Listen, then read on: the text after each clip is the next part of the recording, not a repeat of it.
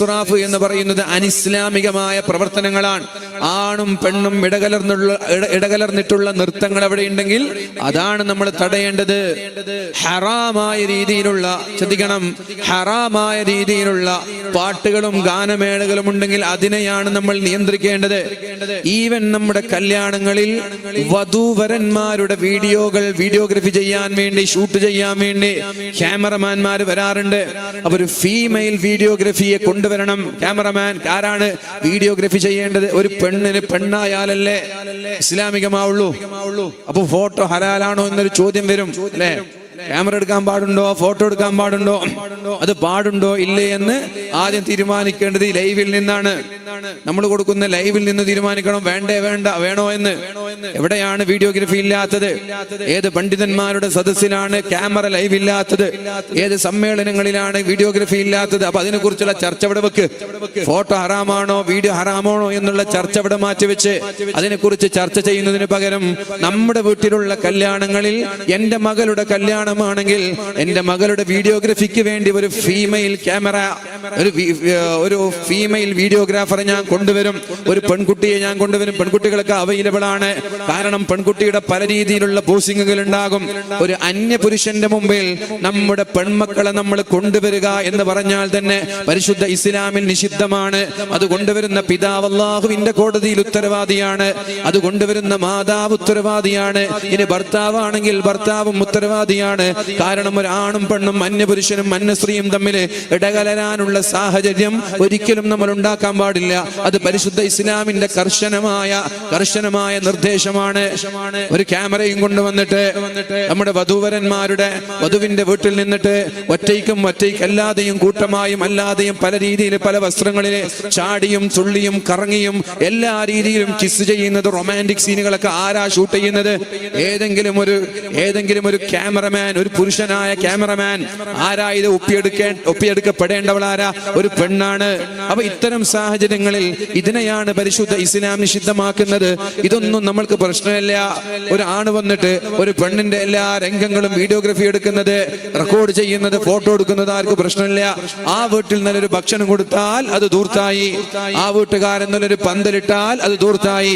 ആ വീട്ടുകാരൻ പന്തലിന്റെ കൂടെ കുറച്ച് ഡെക്കറേഷനുള്ള ബൾബുകൾ വെച്ചാൽ അത് ദൂർത്തായി. അപ്പൊ പ്രിയപ്പെട്ടവരെ, ഏതാണ് ദൂർത്ത്, ഏതാണ് ദൂർത്തല്ല എന്ന് കൃത്യമായി ഐഡന്റിഫൈ ചെയ്യാത്ത കാലത്തോളം കല്യാണത്തിൽ നടക്കുന്ന തോന്നിവാസങ്ങൾ അവസാനിക്കാൻ പോകുന്നില്ല. റാഗിങ് ദൂർത്താണോ അല്ലേ എന്ന് മഹല്ലുകൾ തീരുമാനിക്കണം. റാഗിങ് കല്യാണത്തിന്റെ തലേന്ന്, കല്യാണം കഴിഞ്ഞ രാത്രി പെണ്ണിനെയും ആണിനെയും കൊണ്ട് ചായ വെപ്പിക്കുക. ആണൊരു ജിമ്മിന് പോകുന്ന ആളാണെങ്കിൽ ജിമ്മിന് ധരിക്കുന്ന വസ്ത്രം ധരിച്ച് ജിമ്മിന്റെ പ്രവർത്തനങ്ങൾ ചെയ്യുക. പത്രം വെക്കുന്നവനാണെങ്കിൽ സൈക്കിൾ ഓടിക്കുക. ചായക്കടക്കാരനാണെങ്കിൽ ചായ വെപ്പിക്കുക. പൊറോട്ടക്കാരനാണെങ്കിൽ പൊറോട്ട അടുപ്പിക്കുക.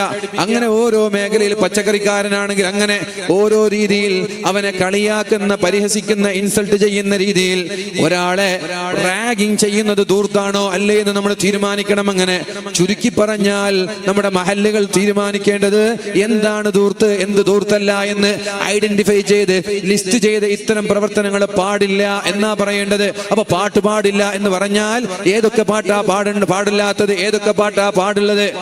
കൈകൊട്ടിപ്പാട്ട് പാടുണ്ടോ? അറവനെ മാത്രം കൊണ്ടുവന്ന് മുട്ടുന്നത് പാടുണ്ടോ? മ്യൂസിക്കുള്ള പാട്ട് പാടുണ്ടോ? ഇനി ഒരാൾ പാട്ടുകാരെ കൊണ്ടുവന്നില്ല, പാട്ട് പാടുന്ന പെൺകുട്ടികളെ കൊണ്ടുവന്നില്ല. പക്ഷേ അയാൾ ബോക്സ് വെച്ചിട്ട് വളരെ ലൈറ്റ് മ്യൂസിക്, 5 സ്റ്റാർ ഹോട്ടലുകളിലൊക്കെ ഉണ്ടാകുന്നത് പോലെ ഒരു ലൈറ്റ് മ്യൂസിക് വെച്ചു, അത് പാടുണ്ടോ? എല്ലാം നമ്മൾ കൃത്യമായി ഐഡന്റിഫൈ ചെയ്ത് അവർക്ക് വിവരിച്ചു കൊടുക്കാതെ നമ്മുടെ നാട്ടിലുള്ള ഒരു ആർഭാടങ്ങൾക്കും അവസാനം വരാൻ പോകുന്നില്ല. ഇതൊന്നും അവസാനിക്കാൻ പോകുന്നില്ല. ഏതായാലും ഇതിന്റെ ഒരു ക്യാപ്സൂളായി പറയുന്നത് ലാ ഇസ്റാഫ ഫിൽ ഖൈർ. അല്ലാഹു തആല പ്രോത്സാഹിപ്പിച്ച കാര്യങ്ങളിൽ ഒരിക്കലും ഇസ്റാഫ് ഉണ്ട് എന്ന് ആരോപിക്കരുത്. ഭക്ഷണം കൊടുക്കുന്ന കാര്യം ഇസ്റാഫാണെന്ന് പറയരുത്. നല്ല വസ്ത്രം ധരിച്ചാൽ അത് ഇസ്റാഫാണെന്ന് പറയരുത്. നല്ലൊരു വീട് നിർമ്മിച്ചാൽ ഇസ്റാഫാണെന്ന് പറയരുത്. നല്ലൊരു വാഹനം വാങ്ങിച്ചാൽ ഇസ്റാഫാണെന്ന് പറയരുത്. അത് അല്ലാഹു തആല ചില ആളുകൾക്ക് നൽകുന്ന നിഅമത്തിന്റെ ഭാഗമായി ഇന്നല്ലാഹ യുഹിബ്ബു അയ്യറാ അഥറ നിഅമതിഹി അലാ അബ്ദി, അല്ലെങ്കിൽ അയ്യറാ അഥറ നിഅമതിഹി അലാ അബ്ദി. അല്ലാഹു ചില ആളുകൾക്ക് നൽകുന്ന നിഅമത്തുകളെ കാണുന്നത് അല്ലാഹുവിന് ഇഷ്ടമാണ്. നല്ല സമ്പത്തൊക്കെ നൽകിയിട്ട് ദരിദ്ര നാരായണന്മാരെ പോലെ നടക്കാതെ ഒരൽപ്പം സ്റ്റാൻഡേർഡിൽ നടക്കണമെന്നാണ് ഈ ഹദീസ് നമ്മെ പഠിപ്പിച്ചു തരുന്നത്. അപ്പൊ നോ പറയേണ്ടടുത്ത് നോ പറയണം. അതാണ് എനിക്കിന്ന് പറയാനുള്ളത്. കല്യാണങ്ങളില് വീഡിയോ വേണോ വേണ്ടേ നിങ്ങൾ തീരുമാനിക്കാം. തീരുമാനിച്ചു കഴിഞ്ഞാൽ പെണ്ണിന് പറയാം എന്റെ വീഡിയോ എടുക്കുകയാണെങ്കിൽ അത് ലേഡി സ്റ്റാഫ് വേണം. ആണും പെണ്ണും തമ്മിൽ ഇടകലർന്നില്ല. ഇപ്പൊ അങ്ങനെയാണല്ലോ, നിക്കാഹിന്റെ സദസ്സിൽ പെണ്ണും കയറും. പണ്ടങ്ങനൊന്നുമില്ല. നിക്കാഹിന്റെ സദസ്സിൽ പെണ്ണും കയറാൻ തുടങ്ങി. എന്നിട്ട് പെണ്ണും ആണും ഡാൻസ് ചെയ്യുക, താഴെ കാണികളായിട്ട് ഏതൊക്കെയോ അന്യപുരുഷന്മാർ, നാട്ടുകാർ, ചങ്ങാതി, പുതിയാപ്പിളയുടെ ചങ്ങാതിമാര്, പുതിയാപ്പിളയുടെ കുടുംബക്കാര്, എന്നിട്ട് പെണ്ണും ആണും കൂടി സ്റ്റേജിൽ കയറി ഡാൻസ് ചെയ്യുക. ഇതൊന്നും നോർമലൈസായി. ഇതൊന്നും പിന്നെ പറഞ്ഞ ഞാൻ 6-ാം നൂറ്റാണ്ടുകാരനായി. എന്നെ തന്തവൈബെന്ന് ഇപ്പൊ ഇത് കാണുന്ന ചെറുപ്പക്കാരൊക്കെ കമന്റിലെടുത്ത് തന്തവൈബാണ് ഇയാൾക്കെന്ന് പറയും. അതാണ് കേരളത്തിൽ 2024 ഏറ്റവും കൂടുതൽ ചർച്ച ചെയ്യപ്പെട്ട പദം. അപ്പൊ പ്രിയപ്പെട്ടവരെ അല്ലാഹുവിന്റെ ഹബീബായ റസൂലുള്ളാഹി സ്വല്ലല്ലാഹു അലൈഹി വസല്ലം പറഞ്ഞു, ഉസാഉൻ കൗസാഇസ്സൈൽ, മലവെള്ളപ്പാച്ചിലുള്ള വെള്ളം പോലെ, അതിലുള്ള ചവറുകൾ പോലെ നിലപാടില്ലാത്ത ആളുകളായി നിങ്ങൾ മാറരുത്. എന്നിട്ട് നബി തങ്ങൾ പറഞ്ഞു, വഫീ ഖുലൂബിഹിമുൽ വഹൻ, എല്ലാ ആളുകളുടെയും ഹൃദയങ്ങളിൽ വഹൻ എന്ന് പറയുന്ന ഒരു അസുഖമുണ്ട്. വഹൻ അതൊരു കാരണം. മുസ്ലിമീങ്ങളെ തകർക്കപ്പെടാൻ, പരിശുദ്ധ ഇസ്ലാം ടാർഗറ്റ് ചെയ്യപ്പെടാൻ വഹൻ ഒരു കാരണമായി. എന്താ വഹൻ എന്ന് പറഞ്ഞാൽ? സ്വഹാബാക്കൾക്കും മനസ്സിലായില്ല, അറബികളായ സ്വഹാബാക്കൾക്കും മനസ്സിലായില്ല വഹൻ എന്ന് പറഞ്ഞാൽ എന്താണെന്ന്. നബി തങ്ങൾ പറഞ്ഞു, വഹൻ എന്ന് പറഞ്ഞാൽ ഹുബ്ബുദ്ദുനിയാ. ചെറുപ്പക്കാരെ കേട്ടോളൂ, ചെറുപ്പക്കാരികളെ കേട്ടോളൂ. ഇത് നബി തങ്ങൾ 1400 വർഷം മുമ്പ് പറയുന്ന വിഷയ. 1400 വർഷങ്ങൾക്ക് മുമ്പ് നബി തങ്ങൾ പറയാണ്, വഹൻ എന്ന് പറഞ്ഞാൽ ഹുബ്ബുദ്ദുനിയാ, വൈറലാവാനുള്ള അമിതമായ താല്പര്യം. വൈറലാവണം, റീച്ച് കിട്ടണം, ഫോളോവേഴ്സ് കൂടണം, സബ്സ്ക്രൈബേഴ്സ് കൂടണം എന്ന അമിതമായ ആഗ്രഹം. ഇതാണ് ഹുബ്ബുദ്ദുനിയാ. ഈ മുസ്ലിം സമൂഹം ടാർഗറ്റ് ചെയ്യപ്പെടാനുള്ള കാരണം നമ്മുടെ പെൺകുട്ടികൾക്ക്, നമ്മുടെ ആൺകുട്ടികൾക്ക്, ചെറുപ്പക്കാർക്ക്, ചെറുപ്പക്കാരികൾക്കൊക്കെ വൈറലാവാൻ താല്പര്യമുണ്ടായി. പണ്ടൊക്കെ ഒതുങ്ങിക്കൂടിയവർ, പണ്ടൊക്കെ മറഞ്ഞു നിന്നവർ, അള്ളാഹുവിന്റെ ഹബീബായ നബി തങ്ങൾ പറഞ്ഞു, ലോകാവസാനം വരുമ്പോ അള്ളാഹു ഭൂമിയിൽ നിന്ന് 4 കാര്യങ്ങൾ ഉയർത്തിക്കളയുമെന്ന്. അതിലൊന്ന് യർഫഉല്ലാഹുൽ ഹയാഅ മിനൻ നിസാ, സ്ത്രീകളിൽ നിന്ന് അള്ളാഹു ലജ്ജയെ ഉയർത്തിക്കളയുമെന്ന് പരിശുദ്ധ റസൂലുള്ളാഹ്. സ്ത്രീകളിൽ നിന്ന് അള്ളാഹു നാണം ഉയർത്തിക്കളയുമെന്നാ പറഞ്ഞത്. പെൺകുട്ടികൾക്ക് നാണമുണ്ടാവൂല. ആ ഒരു രീതിയിലേക്ക് ലോകം മാറിയിട്ടുണ്ട്. ഒരു ആണും ഒരു പെണ്ണും രാത്രി 3 മണിക്ക് കപ്പിളുകളായി കോഴിക്കോട് ബീച്ചിലേക്ക് വന്ന് രാത്രി 3 മണി 4 മണിയായിട്ടും വീട്ടിലേക്കോ മുറിയിലേക്കോ പോകാൻ തയ്യാറാവാതെ നിയമപാലകർ ആ വഴിയിൽ ഇങ്ങനെ നൈറ്റ് പട്രോളിംഗ് നടത്തുമ്പോ അവരെ കൈകാട്ടി നിർത്തി, എന്തേ നിങ്ങൾ പോവാത്തത് എന്ന് ചോദിക്കുമ്പോ ആൺകുട്ടി മെല്ലെ പിന്നോട്ട് ബാക്കിലേക്ക് വന്നിട്ട് പെൺകുട്ടി മുമ്പിലേക്ക് വന്നിട്ട് പോലീസുകാരോട് ഈ പെൺകുട്ടി പറയുന്നത്, എനിക്ക് 18 വയസ്സായി, ഇതെന്റെ ഇഷ്ടമാണ്. പോലീസുകാർക്ക് മറുപടിയില്ല, പിന്നെ കൂടുതൽ പറയാൻ അവകാശമില്ല. നീ എന്താ ഇവിടെ, നിന്റെ വീട് എവിടെ എന്നൊക്കെ ചോദിച്ചാൽ ഒരു പെൺകുട്ടി പോലീസ്, ഇതൊക്കെ ഞാൻ വെറുതെ പറയല്ല പ്രിയപ്പെട്ടവരെ. കോഴിക്കോട് ബീച്ചിൽ വീട് വെച്ച് അതിന്റെ ചുറ്റുഭാഗത്ത് ഇവൻ കുറ്റിച്ചിറ അടക്കമുള്ള സ്ഥലങ്ങളിൽ വീട് വെച്ച് താമസിക്കുന്ന ഒരുപാട് സുഹൃത്തുക്കളുണ്ട്. ആ സുഹൃത്തുക്കൾ പറയാണ് ഈ വിഷയങ്ങളൊക്കെ. എന്നിട്ട് പോലീസുകാർക്ക് ഇവർക്കെതിരെ ആക്ഷൻ എടുക്കാൻ കഴിയാത്തത് കാരണം അവിടെയുള്ള കടകളെ അടപ്പിക്കാറാണ് പോലീസുകാർ ചെയ്യാറുള്ളത്. ലഹരി ഉപയോഗിച്ച് വരുന്നവർ, മയക്കുമരുന്ന് ഉപയോഗിച്ച് വരുന്നവർ, കള്ള് കുടിച്ച് വരുന്നവർ, എവിടെ നിന്നാണ് നമ്മുടെ പെൺകുട്ടികളൊക്കെ രാത്രി 3 മണിക്കൊക്കെ കാലിക്കറ്റ് ബീച്ചിലേക്ക് എത്തുന്നത്? വീട്ടിൽ നിന്ന് എന്തായാലും ഒരു പിതാവ് വിടൂല. വിടോ? നിങ്ങൾ വിടോ? കാമുകന്റെ കൂടെ നിങ്ങളുടെ മകളെ പോയിക്കോളൂ എന്ന് പറഞ്ഞ് നിങ്ങളുടെ വീട്ടിൽ നിന്ന് പറഞ്ഞേക്കുമോ? ഒന്നുകിൽ അവര് ഹോസ്റ്റലിൽ താമസിക്കുന്നവരാകണം, ഹോസ്റ്റലിൽ നിന്ന് വാർഡന്മാരുടെ കണ്ണു വെട്ടിച്ചു വരണം, അല്ലെങ്കിൽ ഏതെങ്കിലും മുറിയെടുത്ത് താമസിക്കുന്നവരാകണം. അവര് മുറിയെടുത്ത് താമസിക്കുകയാണെങ്കിൽ അവർക്ക് സ്വതന്ത്രമാണല്ലോ, എപ്പോ വേണമെങ്കിലും ഇറങ്ങി വരാലോ. അല്ലെങ്കിൽ വീട്ടുകാർക്ക് അതൊരു പ്രശ്നമേ അല്ലാതെയായി മാറണം. ഏത് കാമുകന്റെ കൂടെ പോകുന്നതും വീട്ടുകാർക്ക് ഒരു പ്രശ്നമല്ലാതെയായി മാറണം. ഇതുകൊണ്ടാണ് ഞാൻ തുടക്കത്തിൽ പറഞ്ഞത്, ക്യാമ്പസുകളെ തെരഞ്ഞെടുക്കുമ്പോൾ വരെ ഇസ്ലാമിക അന്തരീക്ഷമുള്ള ക്യാമ്പസുകൾ തെരഞ്ഞെടുക്കണമെന്ന്. ഈവൻ റെസിഡൻഷ്യൽ ക്യാമ്പസ് ആണെന്ന് നിങ്ങൾ പറഞ്ഞാൽ, രാത്രി താമസിച്ച് പഠിക്കുന്ന ക്യാമ്പസുകളാണെന്ന് പറഞ്ഞാൽ, ഇന്നൊരുപാട് നീറ്റ് കോച്ചിങ് സെന്ററുകളുണ്ട്.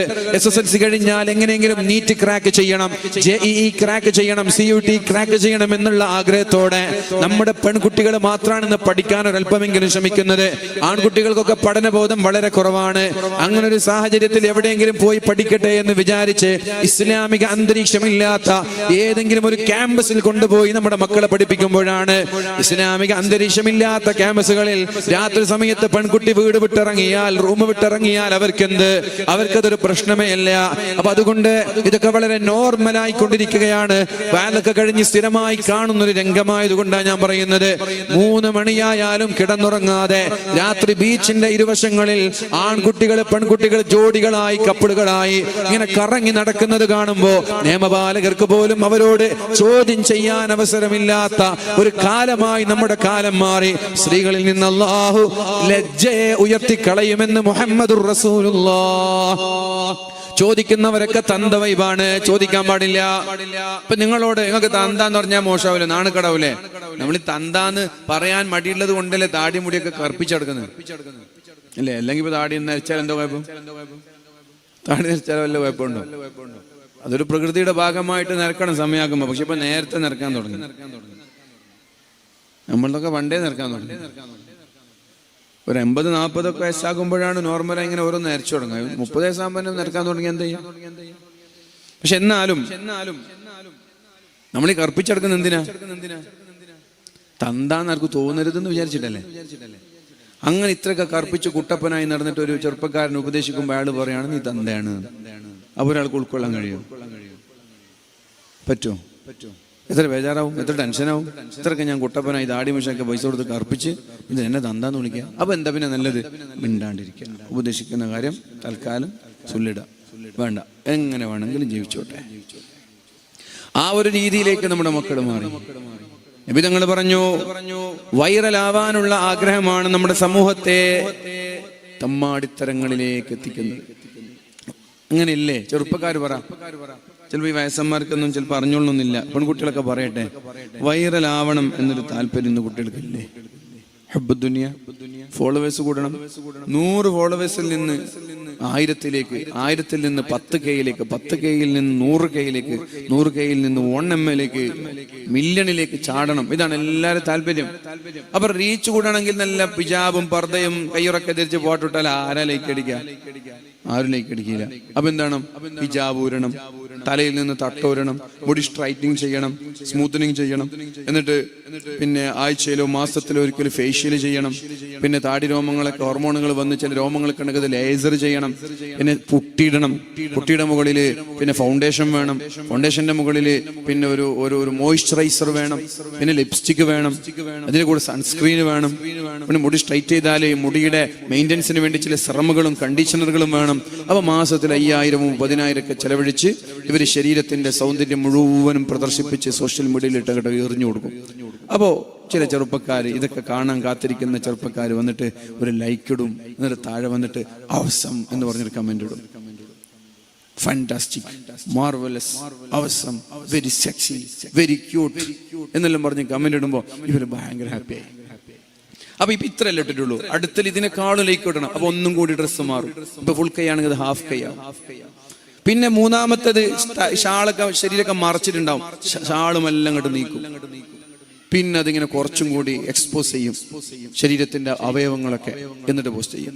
അപ്പൊ പിന്നെയും വൈറലാവും. അങ്ങനെ ഇങ്ങനെ ലൈക്ക് ഫോളോവേഴ്സ് 100-ൽ നിന്ന് 200-ആയി, 1000-ആയി, 2000-ആയി, 5000-ആയി, 10,000-ആയി, അങ്ങനെ ഇങ്ങനെ ഇങ്ങനെ ഇങ്ങനെ നീളും. അപ്പോൾ ഫോളോവേഴ്സ് കൂടാൻ വേണ്ടി എന്ത് തമ്മാടിത്തരവും ചെയ്യാൻ നമ്മുടെ കൗമ് തയ്യാറാണ്. ഞാനിതൊന്നും വെറുതെ പറയുന്നില്ല. നമ്മുടെ സ്വന്തം മക്കൾ, മുസ്ലിം പെൺകുട്ടികൾ, വേറെ കുട്ടികളെ കുറിച്ചൊന്നും നമുക്ക് ആവലാതിയൊന്നുമില്ല. വേറെ ആളുകളെ കുറിച്ച് നമ്മൾക്ക് യാതൊരു വ്യാകുലതയില്ല. മുസ്ലിം പെൺകുട്ടികളുടെ കഥ ഞാൻ പറയുന്നത്, ക്യാമ്പസിൽ പോയി +1 പഠിക്കുന്ന ഒരു പെൺകുട്ടി കൂടെ പഠിക്കുന്ന ഒരു ആൺകുട്ടിയുടെ കവിൾത്തടങ്ങളിൽ കിസ് ചെയ്യാൻ. കിസ് ചെയ്താൽ മാത്രം പോരാ, കിസ് ചെയ്യുന്നത് അവർക്ക് വീഡിയോ റെക്കോർഡ് ചെയ്യണം, ഷൂട്ട് ചെയ്യണം.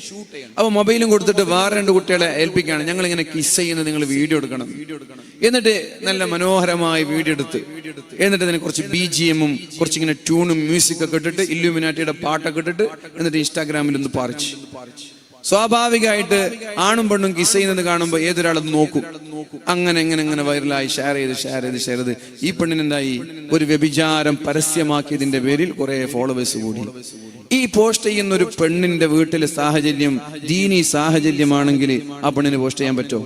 ആ പെണ്ണിന്റെ പിതാവിന് ഇതറിഞ്ഞാല് പൊരുത്തുണ്ടാവില്ല, താല്പര്യം ഉണ്ടാവില്ല എന്നറിഞ്ഞാല് ആ പെണ്ണ് പോസ്റ്റ് ചെയ്യോ? ആ പെണ്ണിന്റെ ആങ്ങളമാർക്ക് അത് ഇഷ്ടമല്ലെങ്കിൽ ആ പെണ്ണ് പോസ്റ്റ് ചെയ്യോ? ആ പെണ്ണിന്റെ വീട്ടിലെ കുടുംബക്കാർക്ക് അത് ഇഷ്ടമല്ലെങ്കിൽ ആ പെണ്ണ് പോസ്റ്റ് ചെയ്യോ? ഇല്ല. അപ്പൊ അതിന്റെ അർത്ഥം എന്താ? വീട്ടുകാർക്കും താല്പര്യം തന്നെയാണ് മകള് വൈറലാവട്ടെ എന്നാണ്. ഇനി കിസ് ചെയ്തിട്ടോ, ഇനി ഹഗ് ചെയ്തിട്ടോ, ഏതെങ്കിലും രീതിയിൽ പിന്നെ മടിയിൽ തലവെച്ച് കടന്നിട്ടോ എങ്ങനെ ആയാലും കുഴപ്പമില്ല, എന്റെ മോള് വൈറലാവണം എന്ന് തന്നെയാണ് വീട്ടിലുള്ള ഉപ്പ ആഗ്രഹിക്കുന്നത്, ഉമ്മ ആഗ്രഹിക്കുന്നത്, ജ്യേഷ്ഠന്മാർ ആഗ്രഹിക്കുന്നത്, വീട്ടിലുള്ള നാട്ടിലുള്ള കുടുംബക്കാർ ആഗ്രഹിക്കുന്നത്. അതുകൊണ്ടാണല്ലോ പോസ്റ്റ് ചെയ്യും. ഞാൻ ഒരു വേണ്ടാത്തൊരു വീഡിയോ എന്റെ ഇൻസ്റ്റാഗ്രാമിൽ പോസ്റ്റ് ചെയ്യുമ്പോൾ എനിക്ക് അള്ളാനെക്കാളും പേടി എന്റെ ഉപ്പാനായിരിക്കും, എനിക്ക് എന്റെ റബ്ബിനെക്കാളും പേടി എന്റെ ഉമ്മാനായിരിക്കും. ഇപ്പൊ എന്റെ ഉപ്പാക്കും ഉമ്മാക്കും ഇത് കുഴപ്പമില്ല എന്നുണ്ടെങ്കിൽ ഞാനിടും. ഇതേപോലെ എല്ലാവർക്കും ഇവിടെ അള്ളാഹുവിനെക്കാളും പേടി ഉണ്ടാവും സ്വന്തം മാതാപിതാക്കളെയാണ്. മാതാപിതാക്കളെ ഹേർട്ട് ചെയ്യരുത് എന്നൊരു പേടി എല്ലാവർക്കും ഉണ്ടാവും. ഉപ്പറിഞ്ഞാലോ, ഇപ്പൊ തെറ്റ് ചെയ്യുമ്പോ എല്ലാവരും ഇപ്പൊ തെറ്റ് ചെയ്യുമ്പോ ഉപ്പറിഞ്ഞാലോ മോശമല്ലേ, ഉമ്മറിഞ്ഞാ മോശമല്ലേ എന്ന പേടി നമുക്ക് ഉണ്ടാവും.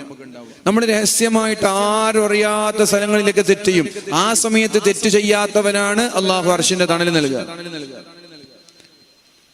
ആ സമയത്ത് തെറ്റ് ചെയ്യാതിരിക്കണം. ആരും അറിയാത്ത സ്ഥലത്ത്, ഞാനും എന്റെ റബ്ബും മാത്രം കാണുന്ന സ്ഥലത്ത് തെറ്റ് ചെയ്യാതിരിക്കണം. അപ്പോഴാണ് അർശിന്റെ തണലിട്ടുക. നമ്മൾ ആരും കാണാത്ത സ്ഥലത്തൊക്കെ തെറ്റ് ചെയ്യും. പിന്നൊക്കെ കൺട്രോൾ ചെയ്യുന്നത് എന്താണ്? ഉപ്പറിഞ്ഞാല് ഉമ്മറിഞ്ഞാല് എങ്ങനെ വീട്ടിൽ പോവുക എന്നൊരു പേടി എല്ലാവർക്കും ഉണ്ടാവും. അതുണ്ടാവണം. അതുണ്ടാക്കിയത് ഈ മതാണ്, അതുണ്ടാക്കിയത് ഈ ഇസ്ലാം മതാണ്. അത് എടുത്തു മാറ്റലാണ്, ആ ഒരു കമ്മിറ്റ്മെന്റും ബന്ധവും പൊട്ടിത്തെറിപ്പിച്ചു മാറ്റലാണ് ലിബറലിസം ആഗ്രഹിക്കുന്നത്, അത്തീസ്റ്റുകൾ ആഗ്രഹിക്കുന്നത് അതാണ്. അതുകൊണ്ടാണ് നിനക്ക് നിന്റെ ഉമ്മയോടൊരു കടപ്പാടും വേണ്ടാന്ന് പറയുന്നത്, നിന്റെ ഉപ്പയോടൊരു കടപ്പാടും വേണ്ടാന്ന് പറയുന്നത്. എന്തുകൊണ്ടാ? എല്ലാവരും ഇവിടെ തെറ്റ് ചെയ്യാതെ ഒരല്പമെങ്കിലും മാന്യന്മാരായി ജീവിക്കുന്നത് മാതാപിതാക്കളെ പേടിച്ചിട്ടും, ഭാര്യയെ പേടിച്ചിട്ടും, ഭർത്താവിനെ പേടിച്ചിട്ടും, സഹോദരങ്ങളെ പേടിച്ചിട്ടും, പെങ്ങന്മാരെ പേടിച്ചിട്ടും. ഈ ഒരു ബന്ധം നിങ്ങൾ വലിച്ചെറിഞ്ഞാൽ, ഈ ഒരു ബന്ധം നിങ്ങൾ അവസാനിപ്പിച്ചാൽ ഏത് തോന്നിവാസത്തരങ്ങൾക്ക് അവർ തയ്യാറാണ്. ഫാദർലെസ് അമേരിക്ക എന്നൊരു പുസ്തകം ഇറങ്ങി. എന്താ ഫാദർലെസ് അമേരിക്ക എന്ന് പറഞ്ഞാൽ? ലിവിങ് ടുഗദറിലൂടെ ഉണ്ടാകുന്ന മക്കള്. ഇന്ന് നമ്മുടെ പെൺകുട്ടികൾക്ക് കല്യാണത്തോട് താല്പര്യമില്ല, വിവാഹം കഴിക്കണമെന്ന് താല്പര്യമില്ല. എല്ലാവരും ആഗ്രഹിക്കുന്നത് കല്യാണം താല്പര്യമില്ലെങ്കിലും ഒക്കെ നമ്മുടെ പെൺകുട്ടികൾക്ക് വിവാഹത്തോട് താല്പര്യമില്ല. നന്നായി പഠനത്തിൽ കോൺസെൻട്രേറ്റ് ചെയ്ത് നന്നായിട്ട് പഠിക്കുകയാണ് എങ്കിലൊക്കെ. ഈ കല്യാണത്തോട് താല്പര്യമില്ല എന്ന് പറയുന്ന പെൺകുട്ടികൾക്കൊക്കെ പ്രേമുണ്ട്. എന്നെങ്കിലും പ്രേമം പാടില്ല. ഞാൻ പറയുന്നത് തിരിയുന്നുണ്ടോ? പറയുന്നത് മനസ്സിലാകുന്നുണ്ടോ? നമ്മുടെ പെൺകുട്ടികൾക്ക് 18 വയസ്സായാൽ നിക്കാഹ് ചെയ്തു കൊടുക്കാൻ മാതാപിതാക്കൾ പറയുമ്പോൾ പെൺമക്കൾ എന്താ പറയുന്നത്? എനിക്ക് ഇപ്പൊ കല്യാണം ഒന്നും വേണ്ട, പഠിച്ചു കഴിയട്ടെ എന്ന് പറയും. അവരിങ്ങനെ ചില എക്സ്ക്യൂസുകൾ പറയും, ചില മുടന്ത ന്യായങ്ങൾ പറയും, പഠിച്ചു കഴിയട്ടെ എന്ന്. അപ്പൊ പ്രേമവും പഠിച്ചു കഴിഞ്ഞിട്ട് തുടങ്ങിയാ പോരെ? 8ാം ക്ലാസ്സിൽ തന്നെ പ്രേമം എന്തിനാ തുടങ്ങുന്നത്? 10ാം ക്ലാസ്സിൽ തന്നെ പ്രേമം എന്തിനാ തുടങ്ങുന്നത്? ലിവിങ് ടുഗദർ ആവാം, കല്യാണം വേണ്ട. ഈ ഒരു ആശയത്തിലേക്ക് നമ്മുടെ മക്കൾ മാറാണ്. ലിവിങ് ടുഗദർ ആവാം. ഇതൊക്കെ അമേരിക്കക്കാരൻ വലിച്ചെറിഞ്ഞ ഡസ്റ്റ്ബിന്നിലേക്ക്, ചവറ്റുകൊട്ടയിലേക്ക് വലിച്ചെറിഞ്ഞ നാറിയ സംസ്കാരമാണ്. ഈ സംസ്കാരം നമ്മുടെ മക്കൾ കടെടുക്കാൻ. നമ്മുടെ മക്കൾ ഇപ്പൊ തുടങ്ങാണത്. ലിവിങ് ടുഗദർ ആവാം, കല്യാണം വേണ്ട. എത്ര വേണമെങ്കിലും തന്റെ കാമുകന്റെ കൂടെ കറങ്ങാൻ, ചെലവഴിക്കുക, റൂം എടുക്കുക, ഒന്നിച്ച് ജീവിക്കുക. എന്നിട്ട് അയാൾക്ക് ഇവളെ മടുത്താൽ വേറൊരാളായിട്ട് അയാൾക്ക് പോവാ. ഇവന് ചിലപ്പോ ഇവൻ ഒഴിവാക്കിയതിന്റെ പേരിൽ ആത്മഹത്യ ചെയ്യുക. ആണെങ്ങനെയാണ്. അത് പെണ്ണുങ്ങൾ ഇന്നും ഒരു ആണിന്റെ സൈക്കോളജി മനസ്സിലാക്കാൻ ഇന്നൊരു പെണ്ണിന് കഴിഞ്ഞിട്ടില്ല എന്നതൊരു നഗ്ന യാഥാർത്ഥ്യം. ഒരാണിന്റെ മെന്റാലിറ്റി തിരിച്ചറിയാൻ ഒരു പെണ്ണിന്നും പഠിച്ചിട്ടില്ല. എല്ലാം ഒരു പുരുഷനെ സമർപ്പിക്കുക, എല്ലാം അങ്ങോട്ട് തുറന്നു പറയാ, തുറന്നു കൊടുക്കുക, എല്ലാത്തിനും സമ്മതിക്കുക. എന്നിട്ട് ഇവനും അടുപ്പ് വരുമ്പോ ഇവന് പിന്നെ വേറാളെ നോക്കി ഇവളെ ഒഴിവാക്കി വേറാളെ പിന്നാലെ പോകും. അപ്പൊ ഇവളെന്താ ചെയ്യാ? ജീവിതം മൊത്തവും ഒരു ചെറുപ്പക്കാരന് സമർപ്പിച്ച് അവസാനം ഇവളെ തേച്ചു പോകുമ്പോ സൂയിസൈഡിനെ കുറിച്ച് ചിന്തിക്കുക. ഇതൊക്കെ എപ്പോഴാ മനസ്സിലാവുക? ഇതൊക്കെ എപ്പോഴാ തിരിയാ? അപ്പൊ ലിവിങ് ടുഗദർ ആവാം, കല്യാണം വേണ്ട. ഇതാരാ ഈ ഒരു സിസ്റ്റം കൊണ്ടുവന്നത്? എത്ര മനോഹരമാണ് വൈവാഹിക ബന്ധങ്ങളൊക്കെ. ഹബീബായ നബി തങ്ങൾ എന്താ പറഞ്ഞത്? കല്യാണം കഴിച്ചാൽ 75% ഒരാൾ നന്നാവുന്ന. കല്യാണം കഴിക്കലോടുകൂടി 75% ഒരാൾ നന്നാകുമെന്നാണ് അള്ളാഹുവിന്റെ ഹബീബായ നബി തങ്ങൾ പറഞ്ഞു. 100% നന്നാകുമെന്ന് പറഞ്ഞിട്ടില്ല. ഒരാൾ കല്യാണം കഴിച്ചാൽ 100% നന്നാവും എന്ന് പറഞ്ഞിട്ടില്ല. അതെന്താ പറയാത്തെന്നറിയോ? അങ്ങനെ പറഞ്ഞാൽ സദസ്സിലിരിക്കുന്ന ചില ആളെന്നെ പറയും, ഞാൻ കല്യാണം കഴിച്ചിട്ട് നന്നായിട്ടൊന്നുമില്ലല്ലോ. അങ്ങനെ പറയും. 75% ആൾ നന്നാവും, എല്ലാവരും നന്നായിക്കൊള്ളുന്നില്ല. 75% ഒരാൾ നന്നാവും, പിന്നെ ഒരു 25% അതെങ്ങനെയാ നന്നാവ? പെണ്ണ് ആണിനെ സെലക്ട് ചെയ്യുമ്പോൾ ദീനുള്ള ചെറുപ്പക്കാരനെ നോക്കണം, ആണ് പെണ്ണിനെ നോക്കുമ്പോൾ ഒരു ദീനുള്ള പെണ്ണിനെ നോക്കണം. അങ്ങനെ രണ്ടുപേരും കോമൺ സെറ്റ് ഓഫ് വാല്യൂസ് ഉണ്ടായാൽ, രണ്ടുപേർക്കും കോമൺ സെറ്റ് ഓഫ് വാല്യൂസ് ഉണ്ടാവണം. രണ്ടുപേർക്കും ദീനുണ്ടായാൽ ആ 75% 100%ത്തിലേക്ക് നീങ്ങും. അങ്ങനെ രണ്ടുപേരും നല്ലവനായി മാറും.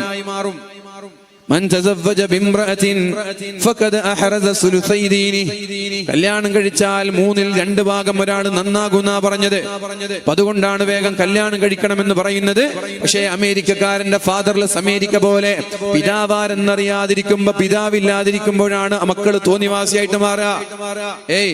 പിതാവാരാണെന്ന് അറിഞ്ഞില്ലെങ്കിൽ മക്കള് തോന്നിവാസിയായി മാറും. അതിന്റെ എല്ലാ ആഘാതങ്ങളും അമേരിക്ക അനുഭവിച്ചതാണ്. പിതാവാരെന്നറിയാതെ ഒരുപാട് ലിവിങ് ടുഗദർ, ആ ലിവിങ് ടുഗദറിലൂടെ മക്കളുണ്ടാകും. മക്കളുണ്ടായാൽ ഇയാൾ ഇട്ടേച്ചു പോകും, പിന്നെ വേറൊരു കാമുകന്റെ കൂടെ ആയിരിക്കും.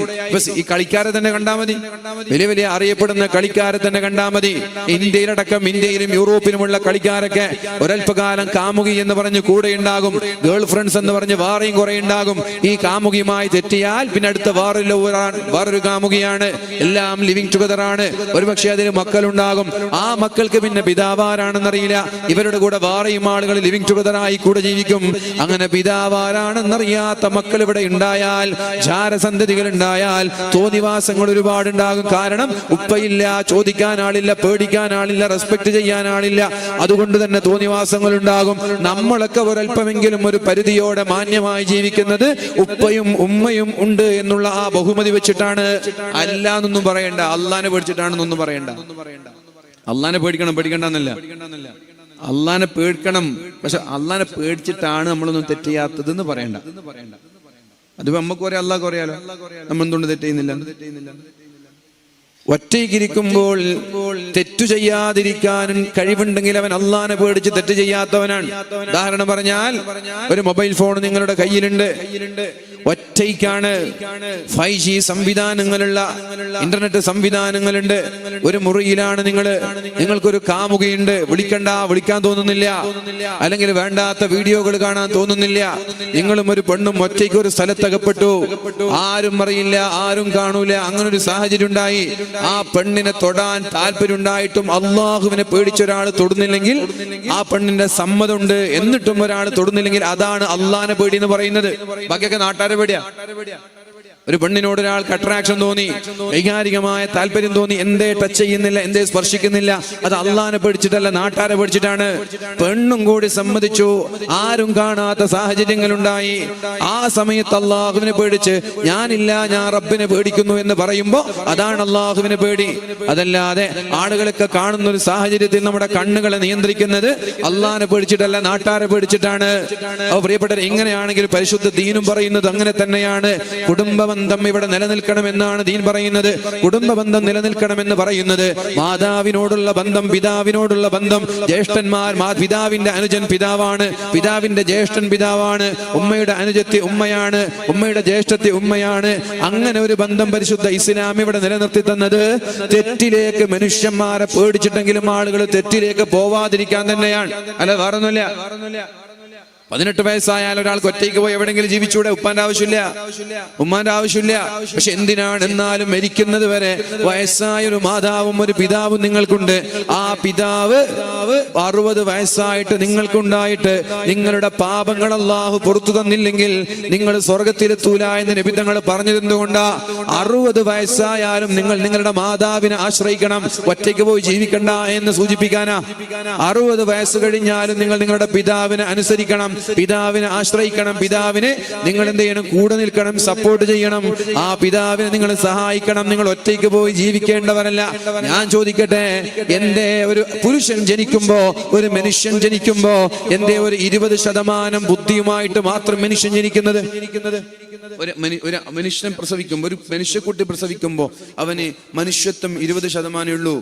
എന്നാൽ ഒരു പശുക്കുട്ടി പ്രസവിക്കുമ്പോ 80% പശുക്കുട്ടിയായിട്ടാണ് ആ കുട്ടി പ്രസവിക്കുന്നത്. അറിയോ? ഉദാഹരണം പറഞ്ഞുതരാം. ഇപ്പൊ നമ്മുടെ ഒരു കുട്ടി നമ്മളൊരു ഭാര്യയെ പ്രസവിച്ച ഒരു കുട്ടിയുണ്ട്, ചെറിയ 2 മാസം 3 മാസം പ്രായമുള്ള ഒരു കുട്ടി. ആ കുട്ടിയുടെ മുമ്പിൽ അവൻ തന്നെ കാഷ്ടിച്ച ഒരു കാഷ്ടം മുമ്പിൽ വെച്ചു, കുറച്ച് പാല് വെച്ചു, കുറച്ച് ബിസ്ക്കറ്റ് വെച്ചു. അവന് എന്തൊക്കെ കഴിക്കും? കുട്ടി എന്തൊക്കെ കഴിക്കും? കാഷ്ടം കഴിക്കില്ലേ? കഴിക്കില്ലേ? പാലും കുടിക്കും, കാഷ്ടം കഴിക്കും. ഇന്ന് വെച്ചില്ലെങ്കിൽ സ്വന്തം കാഷ്ടിച്ചിട്ട് അതിങ്ങനെ കൈകൊണ്ട് പത്തിരി പോലെ പരത്തിയിട്ട് അതും കഴിക്കും നമ്മുടെ കുട്ടികൾ. എന്നാൽ ഒരു പശു, ഒരു പൂച്ച, ഒരു നായ, ഇതൊക്കെ നിങ്ങൾ നോക്കിക്കോളൂ. ആ പശുക്കുട്ടിയുടെ മുന്നിൽ അല്ലെങ്കിൽ ഒരു പൂച്ചക്കുട്ടിയുടെ മുന്നിൽ ആ പൂച്ചക്കുട്ടിയുടെ കാഷ്ടം വെക്കുക, പാലും വെക്കുക. പൂച്ചക്കുട്ടി ആ കാഷ്ടം മണത്ത് അത് കഴിക്കാതെ പാല് മാത്രമേ കുടിക്കുള്ളൂ. അതിന്റെ കാഷ്ടം കഴിക്കില്ല. പശുക്കുട്ടി കഴിക്കില്ല, അതിന്റെ കാഷ്ടം കഴിക്കില്ല. ചാണകം പശുക്കുട്ടി കഴിക്കില്ല, ആ മണത്തിട്ട് പുല്ലേ കഴിക്കുള്ളൂ. മനുഷ്യക്കുട്ടി അങ്ങനെയല്ല. മനുഷ്യക്കുട്ടീൻ്റെ മുമ്പിൽ സ്വന്തം കാഷ്ടം വെച്ചാൽ ആ കാഷ്ടം മനുഷ്യക്കുട്ടി കഴിക്കും. എന്താ അതിൻ്റെ അർത്ഥം? നമ്മൾ പരിപൂർണമായിട്ടല്ല ജനിക്കേണ്ടത്, നമ്മൾ ഡിപ്പെൻഡൻ്റ് ആണ്. നമ്മൾ ഒരാളെ ആശ്രയിച്ച് ജീവിക്കേണ്ടവരാണ്. ഇനി വേറൊരു ഉദാഹരണം പറഞ്ഞാൽ, നമ്മുടെ ഭാര്യ പ്രസവിച്ചിട്ട് കുട്ടി അവിടെ ഉണ്ടാവും. ആ കുട്ടിയെ കയ്യിലെടുത്തിട്ട് മാറിടത്തിലേക്ക് ചേർത്ത് വെച്ചില്ലെങ്കിൽ ആ കുട്ടിക്ക് പാൽ കുടിക്കാൻ കഴിയും? ആ കുട്ടി ഇങ്ങനെ തെരഞ്ഞ് തപ്പി വന്നിട്ട് ഉമ്മാന്റെ മാറിടത്തിൽ നിന്ന് പാൽ കുടിക്കോ? നമ്മൾ മാറിടത്തിലേക്ക് ചേർത്ത് വെക്കണ്ടേ കുട്ടിയെ? എന്നാൽ ഒരു പശു എന്ത് ചെയ്യുന്നുണ്ട്? പ്രസവിച്ച ഉടനെ വാന്ന് പറഞ്ഞിട്ട് അകിടിലേക്ക് കൊണ്ടുപോയിട്ട് എന്റെ തല വെച്ച് കൊടുക്കാണോ? അത് തന്നെ നടന്ന് തെരഞ്ഞു പിടിച്ച് അത് തന്നെ കുടിക്കാൻ സെൽഫ് സഫീഷ്യന്റ് ആയിട്ടാണ് ജനിക്കുന്നത് ഒരു പശുക്കുട്ടി. എന്നാൽ മനുഷ്യന്മാർ അങ്ങനെയല്ല, നമ്മൾ ഇന്റർഡിപെൻഡന്റ് ആണ്. നമ്മൾ പരസ്പരം അങ്ങോട്ടും ഇങ്ങോട്ടും ആശ്രയിക്കേണ്ടവരാണ്. അത് എത്ര വയസ്സുവരെ? ഒരു 13 വയസ്സുവരെയൊക്കെ മാതാവിന്റെ പിതാവിന്റെ സഹായം ഇല്ലാതെ ഒരു മനുഷ്യ കുഞ്ഞിന് വളരാൻ കഴിയില്ല.